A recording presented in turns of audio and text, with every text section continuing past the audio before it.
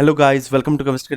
इस वीडियो में डिस्कस करने जा रहे हैं हम लोग सॉल्यूशन चैप्टर के एक्सरसाइज का क्वेश्चन फोर्थ। ओके, तो क्वेश्चन कहता है concentrated nitric acid use in laboratory work is 68% acid by mass in aqueous solution. यानी कि यहाँ पे आपको मास परसेंटेज ऑफ HNO3 दिया हुआ है सॉल्यूशन में, वो क्या है 68%। दूसरा देख सकते हैं आप, व्हाट शुड बी दी मोलिडिटी, यानी कि मोलिडिटी आपसे पूछा जा रहा है।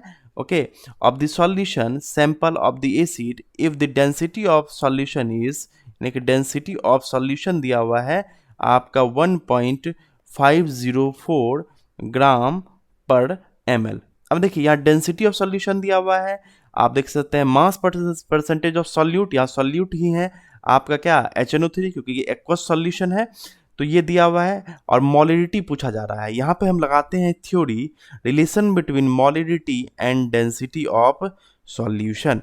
ओके, अगर आप ये नहीं जानते हैं तो आप कमेंट बॉक्स से कीजिए, वहाँ पे मैंने आपको पिन कर दिया है वीडियो, उसे देखकर आप समझ सकते हैं कि इस क्वेश्चन में कौन सा थ्योरी अप्लीकेबल होगा। तो थ्योरी से निकलने वाला फॉर्मूला क्या है, molarity equal to mass percentage of solute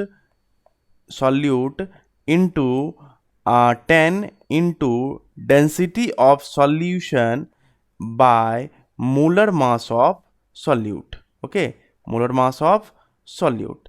अब इस कंडीशंस में जो है हमें मोलर मास पहले निकालना है, तो HNO3 का मोलर मास अगर हम निकालने जाएंगे तो हाइड्रोजन का 1 ग्राम, नाइट्रोजन का 14 ग्राम, एंड देन आफ्टर ऑक्सीजन का 16 इंटू 3, तो टोटल आ जाएगा आपका कितना 63 gram. This one is the molar mass of HNO3। अब इसे हम पुट करते हैं तो मोलिडिटी इक्वल टू, हम जान रहे हैं कि मास परसेंटेज क्वेश्चन में क्या दिया हुआ था 68, मैंने पहले ही आपको निकाल दिया है।